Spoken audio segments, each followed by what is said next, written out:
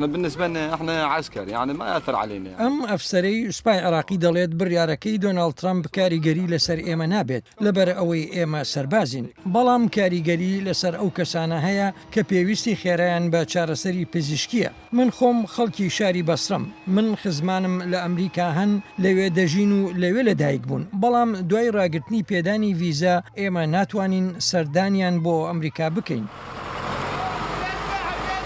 ژمارەیەک لە خەڵکان بە سواری کامینێکەوە یەکێکیان دەپرسێت کە ئایا ویزە نادەن بە عێراقیەکان و دەڵێت بۆچی؟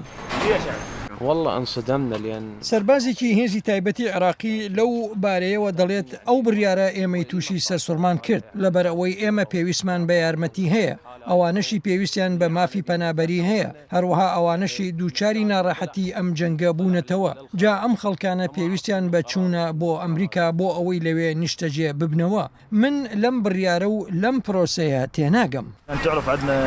ئەفسەرێکی پۆلیسی فیدرالی عێراقی دەڵێت ئێمە پزیشکانی شارەزای عێراقیمان هەیە، هەروەها کەسانی پسپۆڕ و نامانەوێت ئەمانە عێراق بەجێ بێڵن و دەخوازین ئەوانە لە وڵاتدا بمێننەوە. هەروەها نامانەوێت هیچ وڵاتێکی دیکە سوود لە پسپۆری و شارەزایی عێراقەکان وەرگێ. حکوومەتی عێراقی گوتی ئێمە لەوە تێدەگەین بڕیارەکەی دۆناڵد ترامپ ئەوەی قەدەغەی چوونی لە 7 وڵات بۆ ئەمریکا کردووە هۆکاری ئاسایشی لە پشتەوەیە. هاوکات حکوومەتی عێراقی ئاماژەی بەوەش کرد و گوتی دەبێت ئەمریکا ڕەچاوی پەیوەندیە تایبەتەکانی خۆی لەگەڵ عێراقدا بکات.